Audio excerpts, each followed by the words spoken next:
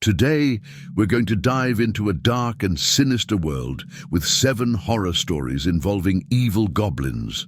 We're going to explore spooky legends and terrifying encounters that will make you think twice before laughing at stories about goblins. So, settle into your chair, make sure there's nothing hiding under your bed, and let's begin this chilling journey.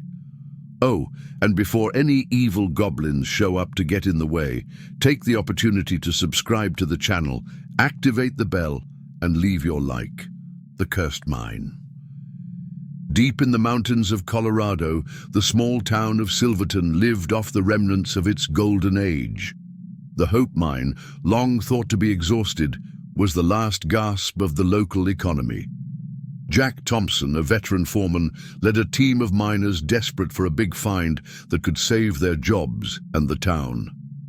One cold October morning, Jack's team made a surprising discovery. By blasting through a rock wall, they revealed an ancient cave, its walls shimmering with golden veins. Euphoria overtook the men, who could hardly believe their luck. However, as they entered the cave, a feeling of unease grew. "Something's not right here," muttered Mike, the youngest of the group, pointing to strange inscriptions on the walls. Ancient symbols and grotesque drawings of deformed creatures covered the rock. Jack, ignoring the warnings, ordered them to continue. While they were digging, one of the miners, Tom, found a small gold idol. When he touched it, he felt a sharp pain and dropped it, breaking it. A sharp sound echoed through the cave, followed by evil laughter from the shadows. Panic ensued as small, deformed creatures emerged from the dark corners. Goblins with greenish skin and sharp teeth attacked the miners. Jack shouted for them to retreat, but it was too late for Tom, who was dragged into the darkness, his screams echoing horribly. The survivors ran back to the entrance, sealing the cave with explosives. Trembling and bloodied, they swore to keep it a secret, fearing that they would be considered insane. Over the next few days, strange events began to plague Silverton. Residents reported seeing shadows moving at night and hearing high-pitched laughter coming from dark alleys. Pets disappeared, leaving only bloodstains. Jack, tormented by guilt, began researching the history of the area. He discovered ancient legends about evil creatures that inhabited the mountains, imprisoned by Native Americans centuries ago. The broken idol was the seal that held them captive. A week after the discovery, Mike disappeared. His distraught wife reported seeing small creatures dragging him into the shadows. The police, skeptical, began searching without success. Jack gathered the surviving miners together and revealed his findings. "We've unleashed something ancient and evil," he said, "and now we must stop them before they destroy the town." Armed and fearful, the group returned to the mine. The entrance to the cave was clear, as if the explosives had never been detonated. As they entered, the air became thick and cold. Laughter echoed off the walls, and glowing eyes watched them from the darkness. Advancing cautiously, they found a horrifying scene: mutilated animal bodies and human remains scattered across the floor. Among the remains, they recognized items belonging to Tom and Mike. Suddenly, they were attacked from all sides. Goblins leapt out of the shadows, their teeth and claws tearing apart flesh and clothing. The miners fought desperately, but they were outnumbered. Jack, watching his companions fall, made a desperate decision. He ran into the main tunnel, attracting the goblins. Arriving at a dead end, he found himself surrounded. With a last act of courage, he detonated the explosives he was carrying, sealing himself and the creatures in. The explosion shook the mountain. The few survivors staggered out of the mine, wounded and in shock. The authorities, finally convinced, sealed off the area. Over the following months, Silverton tried to return to normality. The mine was officially closed, and a tragic accident story was released. However, residents still occasionally heard distant laughter coming from the mountain on dark nights. Years later, a group of speleologists, ignoring local warnings, decided to explore the sealed caves. They never returned. Rescue teams found only abandoned equipment and claw marks on the rock walls. The legend of the Hope Mine grew, attracting onlookers and hunters of the supernatural. Many entered the mountains in search of evidence of the evil goblins. Some never returned. Others returned changed, with blank stares and refusing to talk about what they had seen. The Silverton authorities keep the area strictly off-limits, citing the risk of collapse. But the older residents know the truth. They see the shadows moving at night and hear the distant laughter. They know that in the depths of the mountain, the goblins wait, hungry and patient, for their next unsuspecting victim. And so Silverton carries on its dark secret, a city built on gold, now haunted by creatures that were once trapped in its bowels. The goblins, freed from their centuries-old prison, lurk in the shadows, reminding everyone that there are secrets in the mountains that should remain buried forever. The Whispering Woods. In the green hills of Ireland, the O'Connor family found what seemed like the perfect refuge. Tired of the hustle and bustle of Dublin, Sarah and Patrick decided to move with their children, Emma, 10, and Liam, 7, to a picturesque cottage on the outskirts of Kilkenny. The property was idyllic, a 19th-century stone house surrounded by rolling fields and a dense grove of ancient oaks. For the first few weeks, everything seemed perfect. The children loved exploring the fields, and Sarah finally had the space for her painting studio. Patrick, working remotely, appreciated the silence that the countryside provided. However, as fall approached and the nights grew longer, a sense of unease began to settle in. It all started with the whispers. Emma was the first to mention them, saying that she heard voices coming from the woods at night. Sarah and Patrick initially dismissed it as childish imagination, but soon Liam also started talking about little people watching him from the edge of the forest. One night, Sarah woke up startled. Looking out of the window, she swore she saw small figures moving among the trees, their eyes glowing in the darkness like evil fireflies. When Patrick woke up, the figures had disappeared. Things got worse when the family dog, Max, disappeared. They found him 2 days later at the edge of the woods, disoriented and with strange marks on his body. The local vet was unable to explain the unusual wounds. The tension reached its peak when Emma woke up screaming in the middle of the night, claiming that something had tried to drag her out of bed. Sarah and Patrick rushed to her room and found the window open, although they were sure they had closed it before going to sleep. Tiny footprints marked the windowsill. Desperate for answers, the O'Connors turned to Mrs. Murphy, an elderly woman who had lived nearby for decades. On hearing her story, her wrinkled face paled. "It's the cedar," she whispered, using the Gaelic term for fairies, but not the fairies of children's tales.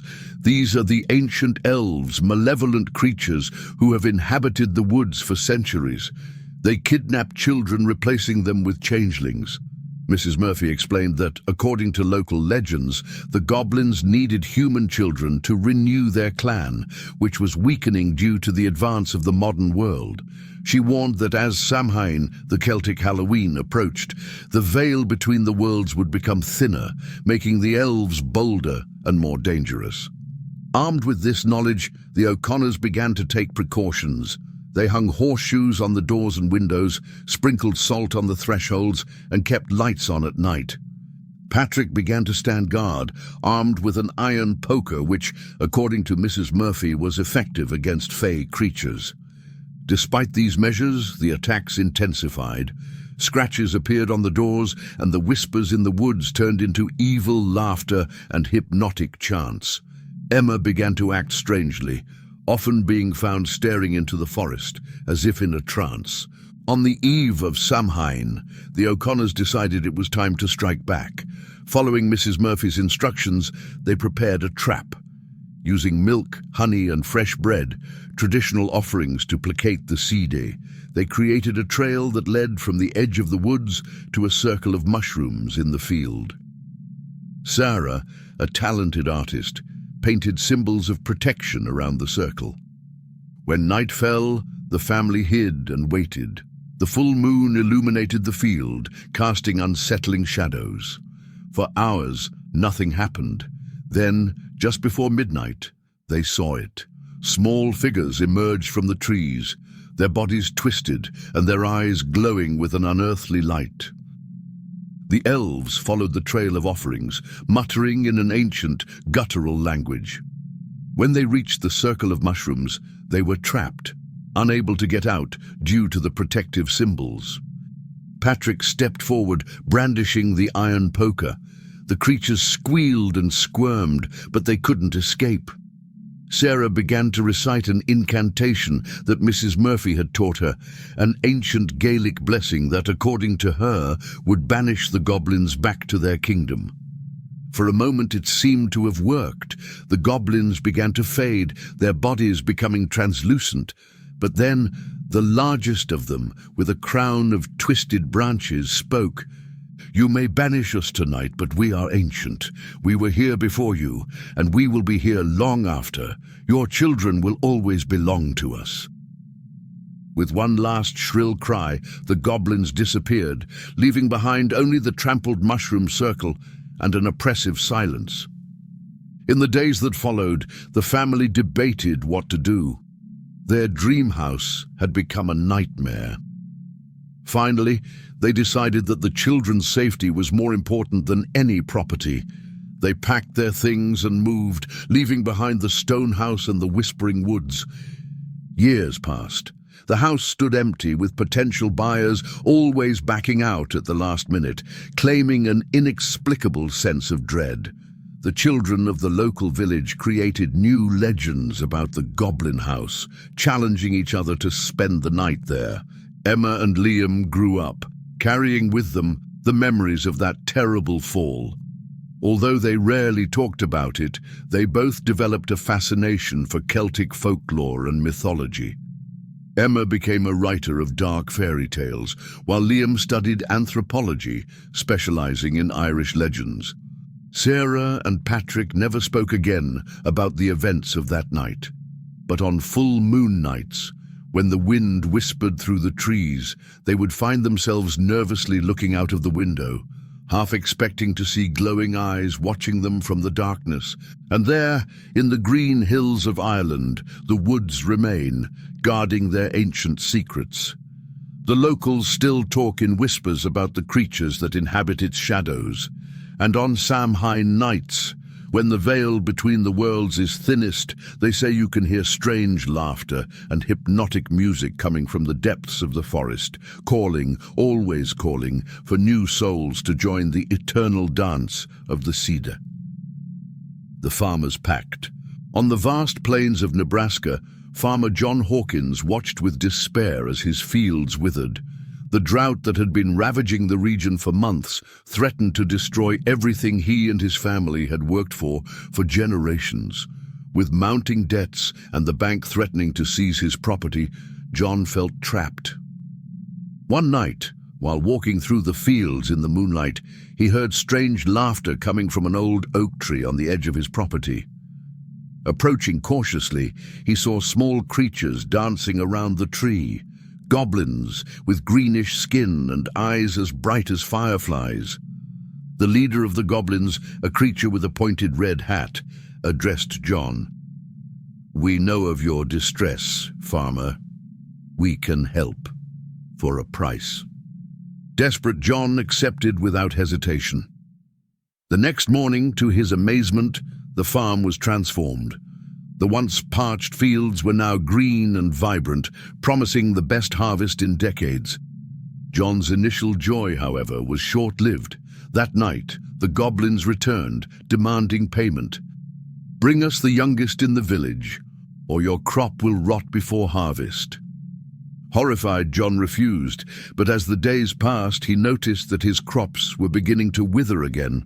Despair consumed him, and he found himself constantly looking towards the small town nearby, thinking the unthinkable. His wife, Martha, noticed the change in her husband's behavior. "John, what's going on?" she asked one evening, noticing his distant gaze. Unable to keep the secret, John confessed everything. Martha was horrified. "We can't do this, John. There must be another way." But the nights passed and the crop continued to wither. John began to have nightmares about missing children and blood-stained cornfields. Goblins appeared in his dreams, their laughter echoing in his mind even after he woke up. Tension grew on the farm. John became irritable and distant, spending hours staring at the fields. Martha watched him with growing concern, fearing what he might do. One evening, John sneaked out of the house. Martha followed him into town, her heart racing with fear. She saw him approach the house of their neighbors, the Thompsons, who had a young son. At the last moment, Martha screamed, alerting the neighbors. John fled back to the farm, pursued by Martha and a group of angry villagers. Trapped in his barn, John finally collapsed. In tears, he confessed everything to his shocked neighbors. Some wanted to hand him over to the authorities, but old Mr. Thompson had another idea. "My grandfather used to talk about these creatures," he said. "There's a way to break the pact." Following Mr. Thompson's instructions, the villagers surrounded the oak with salt and iron. John, trembling, called out to the elves. When the creatures appeared, they were furious to see the trap. "Are you breaking our agreement?" hissed the leader. "The agreement is finished," declared Mr. Thompson, brandishing an ancient iron cross. "You have no more power here." With shrill cries of rage, the goblins disappeared in an explosion of green light. The once vibrant oak withered and died instantly. In the days that followed, the community came together to help John. Neighbors brought seeds and offered labor. Slowly, the farm began to recover. John, deeply remorseful, worked tirelessly to rebuild the trust of his neighbors and his wife. The nights were still difficult, haunted by nightmares and the distant echo of evil laughter. Years passed. The farm prospered, but John never forgot. On full moon nights, he would sometimes hear whispers coming from the fields, reminding him of the price he had almost paid for his greed and desperation. The story spread throughout the region, a cautionary tale about the dangers of making pacts with the unknown. The villagers began to leave offerings of milk and bread on the edges of their properties, not to attract the goblins, but to keep them away. And the old oak tree, now just a dead stump, stood as a silent reminder of what had almost happened. The children of the town avoided it, telling scary stories about the creatures that once danced under its branches. John lived the rest of his days with the weight of his actions, grateful to have been prevented from committing the unthinkable, but always aware of the harm he had almost brought to his community. His experience served as a grim reminder that some prices are too high to pay, no matter how desperate the situation. The goblins' legacy persisted in the town's collective memory. Parents told the story to their children as a moral tale, warning of the dangers of greed and desperation. With each generation, the legend gained new details, but the core remained the same, a warning about the true cost of bargains made with forces beyond human comprehension. Decades later, when the Hawkins farm passed into the hands of their grandchildren, the old oak was finally felled. To everyone's surprise, they found in its roots a small chest full of old gold coins. Some said it was a last temptation from the goblins. Others believed it was belated compensation for John's suffering. The money was donated to the community, used to build a new school and community center. And so, in a way, the story of John Hawkins and the leprechauns had a bittersweet ending, reminding everyone that even from the darkest experiences, something good can come out of them, as long as the right lesson is learned. What's up, guys? Are you enjoying the stories so far? If so, how about taking a quick break to support the channel? Just click on the subscribe button and leave your like. It really helps my work and motivates me to keep bringing you more scary content like this. The Troll Bridge. In the small Scottish town of Ravensbrook, an ancient stone bridge spanned the turbulent river that cut the community in half. The Bridge of Sighs, as it was known, carried centuries of history and legends. In recent years, the whispers about the bridge had become darker and more urgent. Residents reported strange nocturnal events. People disappeared trying to cross the bridge after sunset. The few who made it across spoke of small, deformed creatures demanding a macabre toll, a finger, an eye, or something even more sinister. The local authorities dismissed the stories as urban legends, but fear spread. Stores closed early, and the streets were deserted after dark. The bridge, once a popular meeting place, became a place to be avoided at all costs. In this tense atmosphere, a group of teenagers decided to investigate. Led by the fearless Aileen McGregor, friends Jamie, Connor and Fiona planned to spend a night on the bridge to unravel the mystery. "It's all nonsense," said Jamie, trying to sound confident. "It's probably just some nutter playing tricks." Aileen wasn't so sure. Her grandmother had told her stories about the leprechauns who had inhabited the hills of Scotland since time immemorial. Ancient, mischievous creatures who delighted in human suffering. On the chosen night, the four of them met at the entrance to the bridge, equipped with lanterns, cameras, and, at Aileen's insistence, small iron amulets that her grandmother had sworn were effective against fey creatures. As the night progressed, mist began to rise from the river, enveloping the bridge in a thick, white cloak. The silence was oppressive, broken only by the sound of running water below. Around midnight, they heard the first sound, a high-pitched, cruel laugh coming from beneath their feet. Connor, the most skeptical, leaned over the parapet to look. "I can't see anything under there." His words were interrupted by a scream of terror as something grabbed him, pulling him down. The others ran to help him, but it was too late. Connor had disappeared into the mist, leaving only his broken flashlight. Panic settled over the group. Fiona wanted to run away immediately, but Aileen insisted that they couldn't abandon Connor. Suddenly, small figures emerged from the mist. Goblins no bigger than children appeared with greenish skin and teeth as sharp as needles. Their eyes glowed with an evil light in the darkness. "Welcome to our bridge," said the goblin leader in a voice as rough as clashing stones. "Are you ready to pay the toll?" Jamie stammered, What do you want?" The goblin smiled with pointed teeth. "Oh, just a little souvenir. A finger, maybe. Or an eye." Horrified, Aileen realized that the amulets were working. The goblins couldn't touch them directly. But Connor didn't have one. Gathering her courage, Aileen stepped forward. "We challenge you. My grandmother taught me the old laws. You have to give us a chance to get our friend back."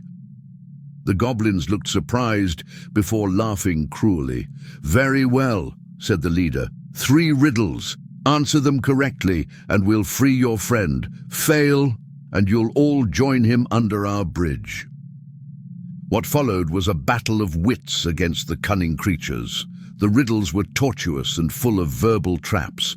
The first involved deciphering a riddle about natural cycles. The second was a mathematical puzzle. And the third required impeccable logic to escape a contradiction. With each correct answer given by Aileen and her friends, the goblins seemed more irritated. When they finally solved the third riddle, the leader of the goblins clapped his little hands angrily. "You win this time," he growled as Connor slowly emerged from the mist, pale and trembling.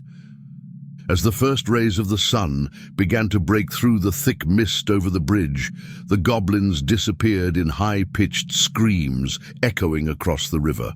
The 4 friends ran home without looking back. Connor was alive but deeply shaken by the time he had spent under the bridge. He never told exactly what he had seen or heard down there. Over the next few days, no one tried to cross again at night. But locals began to report laughter echoing from the water during moonless nights. The circus of creatures. Night was falling over the small town of Gloomhaven in Scotland when the colourful lights of the travelling circus lit up the sky.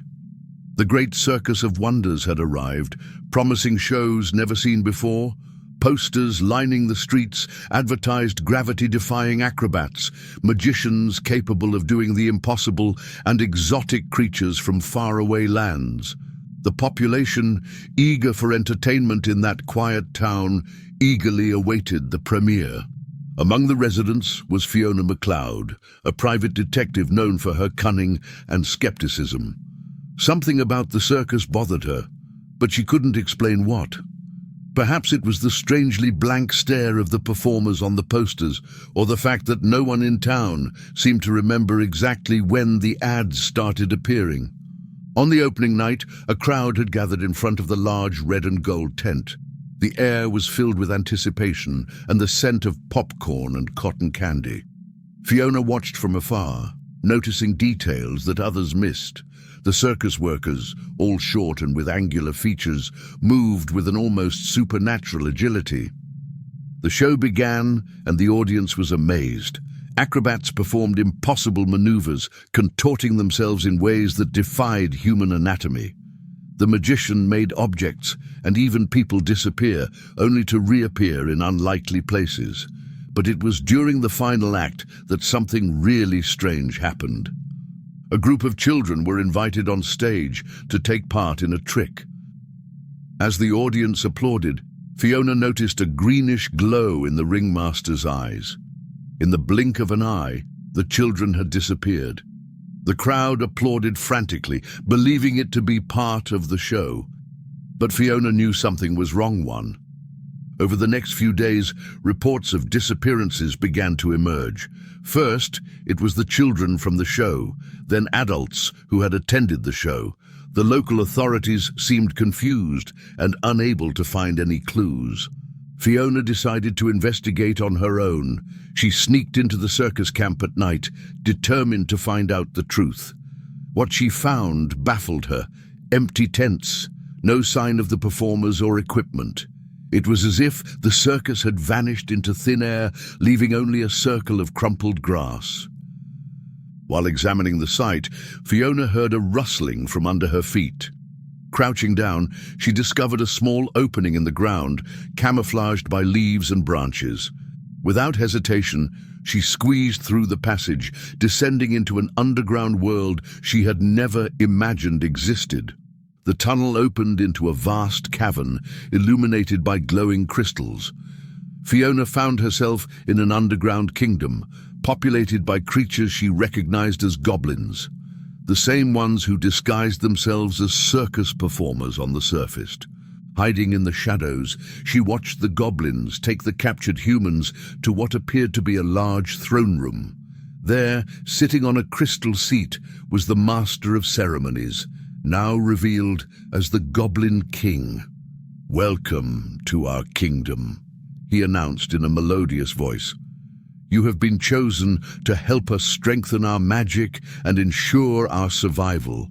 In return, we offer you immortality and wonders beyond imagination." Fiona realized with horror that the goblins were using the life energy of humans to fuel their magic. The missing were not dead, but trapped in a state between life and death, their essences slowly drained. Confrontation and revelation.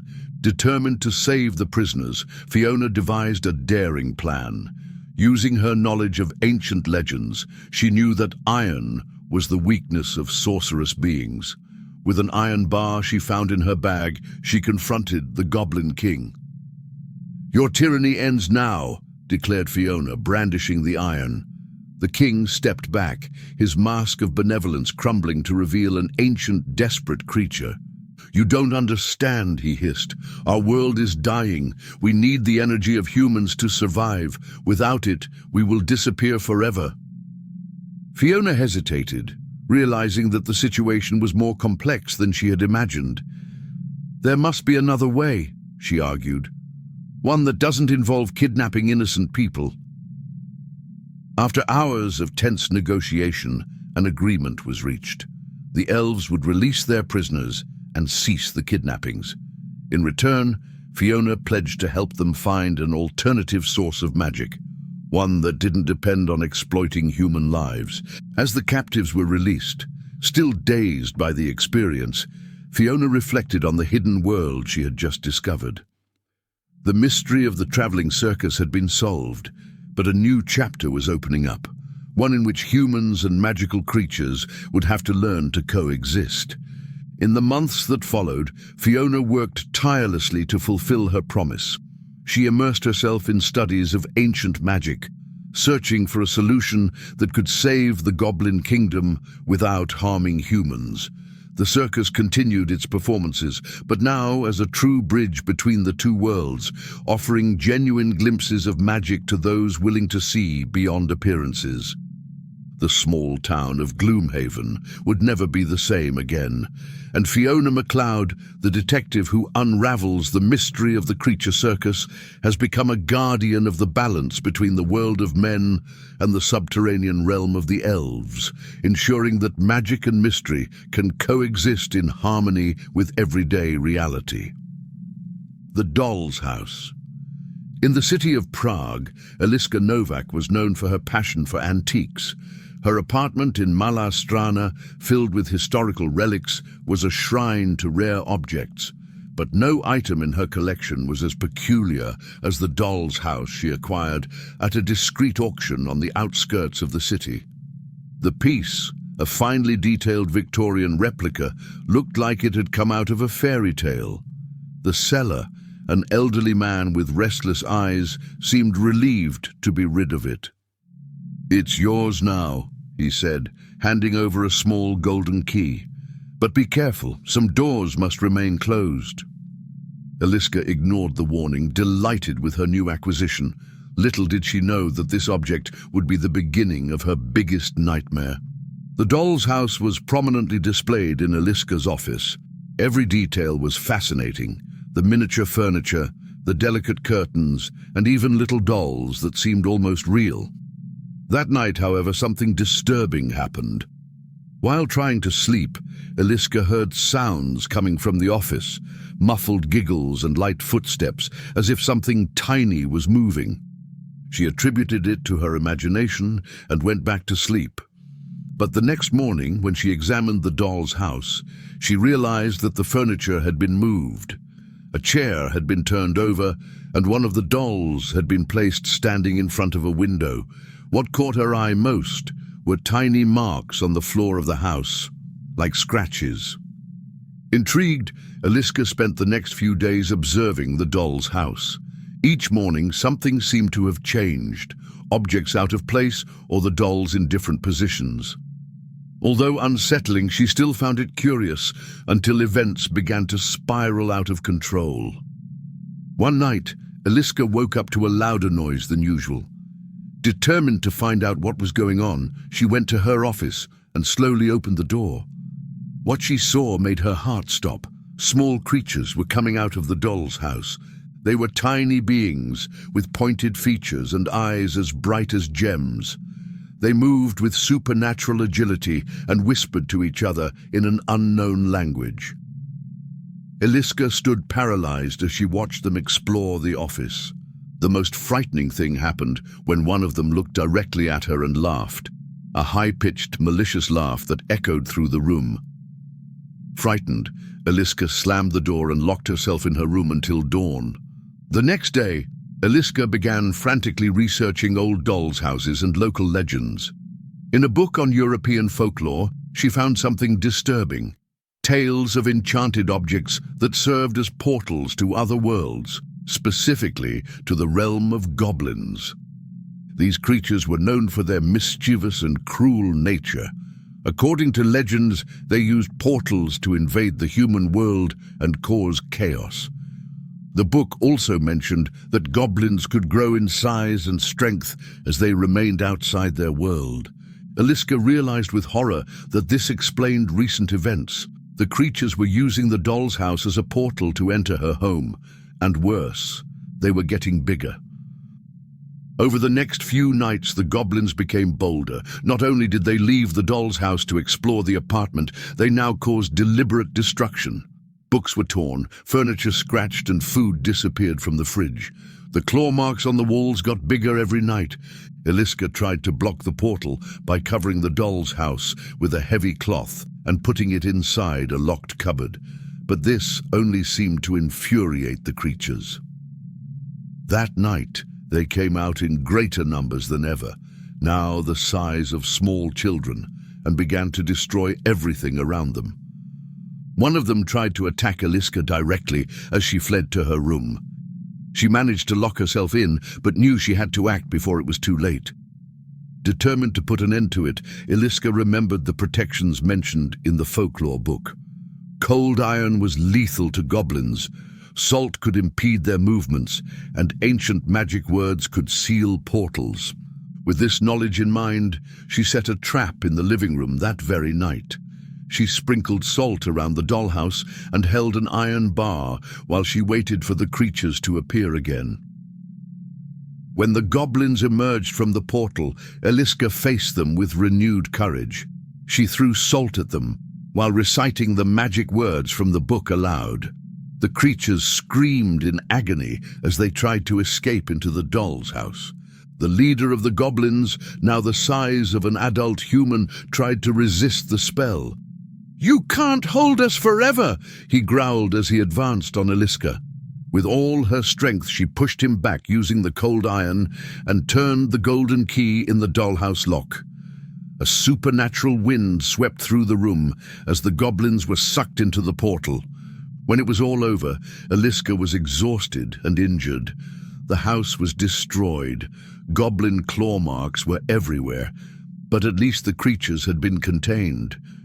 She knew she couldn't just destroy the doll's house. That could release the goblins again or permanently open the portal between the worlds. Instead, she locked it inside a box, reinforced with iron and protective magical symbols. Since then, Eliska has lived under constant surveillance from that cursed object.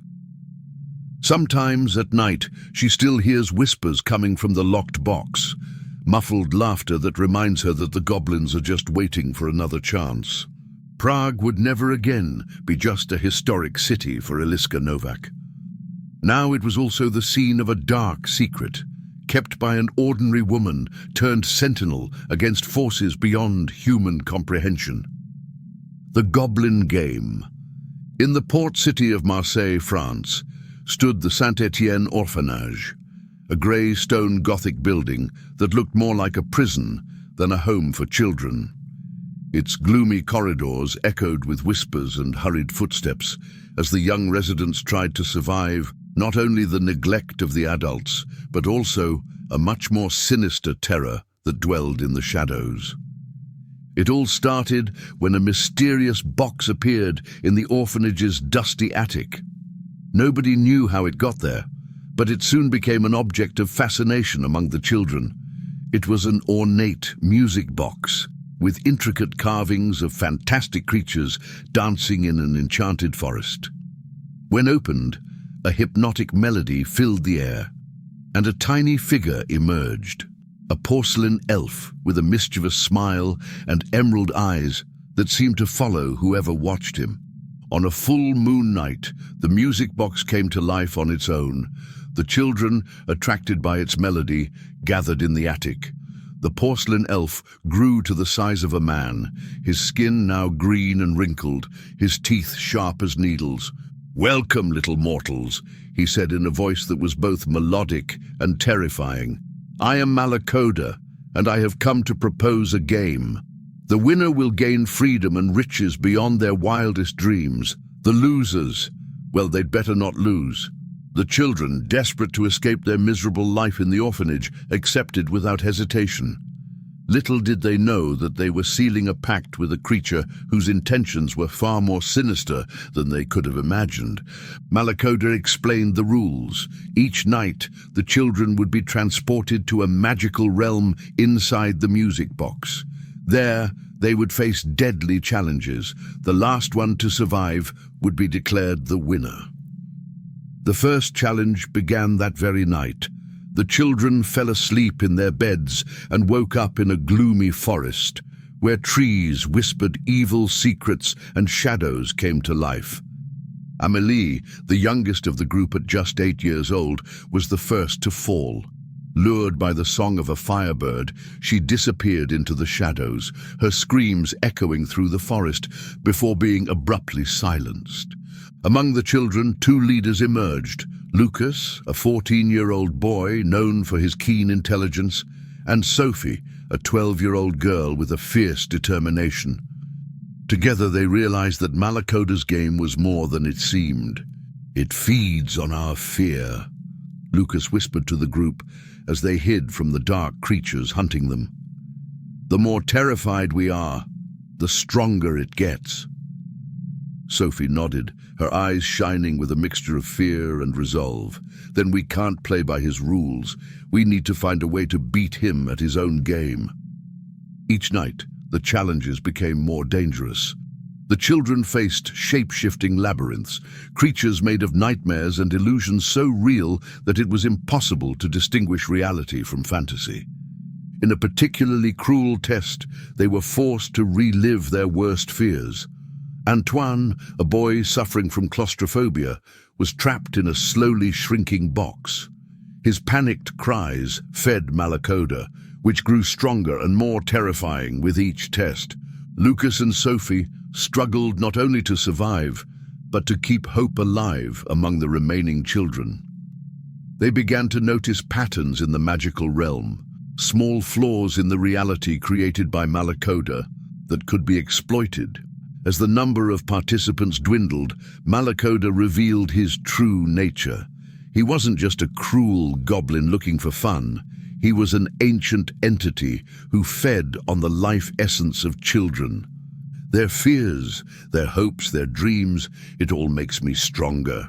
He laughed as he watched the children struggle in a quicksand swamp made of liquid nightmares. The winner? Oh, that'll be my vessel to enter the world of mortals permanently. Lucas and Sophie realized with horror that there was no victory possible in Malacoda's game. Winning would mean condemning the world to unimaginable evil. Losing would mean death. They had to find a third option. On the last night of the game, only 5 children remained. Lucas gathered the group together and shared his desperate plan. "The music box is the source of his power," he explained. "If we can destroy it in the real world, maybe we can put an end to all this." The final challenge was a castle of mirrors, where each reflection showed a distorted and monstrous version of themselves. While the other children distracted Malacoda, Lucas and Sophie searched frantically for a way to communicate with the outside world. They found their chance when Sophie noticed that one of the mirrors did not reflect the magical kingdom, but the attic of the orphanage. With all her willpower, she managed to send a message through the glass. In the real world, Madame Claudette, the orphanage janitor who had always been suspicious of the mysterious box, saw Sophie's terrified face in the attic mirror. Without hesitation, she grabbed the music box and threw it against the wall with all her might. In the Magic Kingdom, everything began to fall apart. Malacoda howled with rage and pain as her body dissolved into green, viscous smoke. The children felt pulled back into reality, waking up panting in their beds at the orphanage. In the days that followed, the authorities were baffled by the disappearance of several children from the Saint-Étienne orphanage.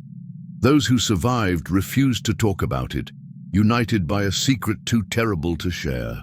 Lucas, Sophie, and the other survivors formed an unbreakable bond.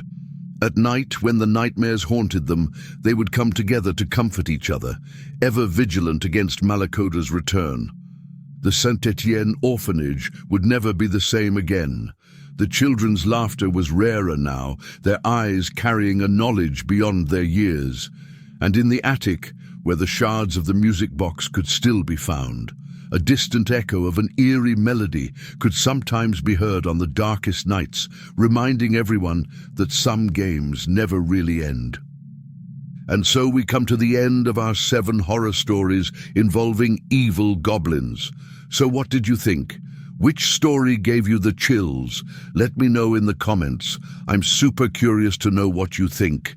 If you enjoyed this dive into the dark world of evil goblins, don't forget to leave your like. And if you're not subscribed yet, take the opportunity to subscribe now and activate the bell.